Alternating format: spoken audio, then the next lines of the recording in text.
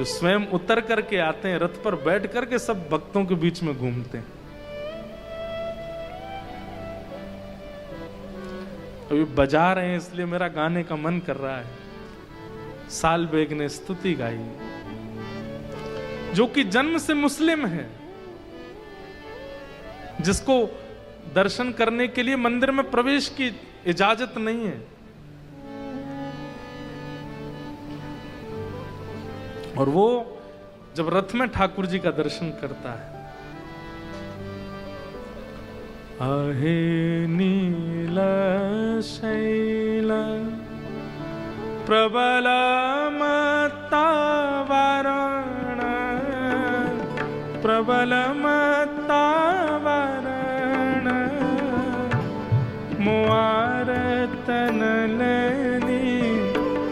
बनकु कर दलन,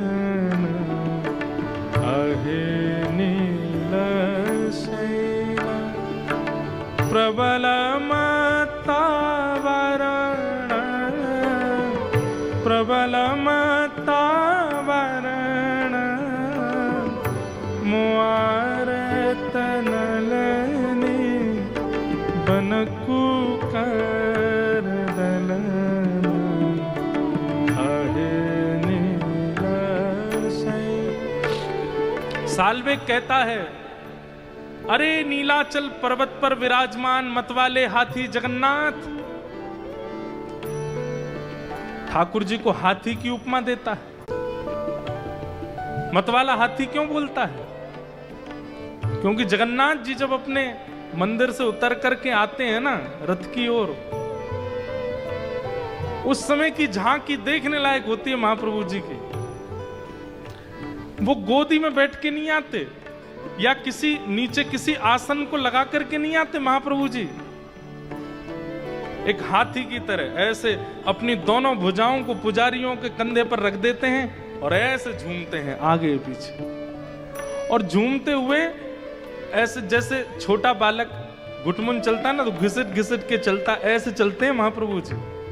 सीढ़ियों पर कूदते हुए आते हैं नीचे। तब सालबेग कहता, आपका ये मतवाला पना देख करके मैं आपको उपमा देता हूं क्या, कि हे नीलाचल पर्वत के मतवाले हाथी जगन्नाथ, जिस प्रकार हाथी कमल के वन को नष्ट कर देता है, मेरे चित्त के आर्त रूपी इस कमल को आप नष्ट कर दीजिए नाथ। गजराज चिंता कला थाई घोर जलेन, गजराज चिंता कला थाई घोर जलेन, चक्र पेशी नक्रनासी उधरी लयापन, अहे नील शैल प्रबल मत्तावरण, प्रबल मत्तावरण, मुआरतनलनी बनकु कर दलन, आहे नील शैल, आहे नील शैल, आहे नील शैल। व्याकुलता। हम बस दर्शन करते हैं और चले आते हैं, हमारी बस इतनी इच्छा रहती है। पर कभी राधा रमन जी के सामने खड़े होकर के नेत्र सजल इस बात से हो गए कि पिछले 15 दिनों में आपकी याद नहीं आई मुझको। नाथ क्यों नहीं आई? आप मेरे चित्त में स्मरण रूप में क्यों नहीं आए?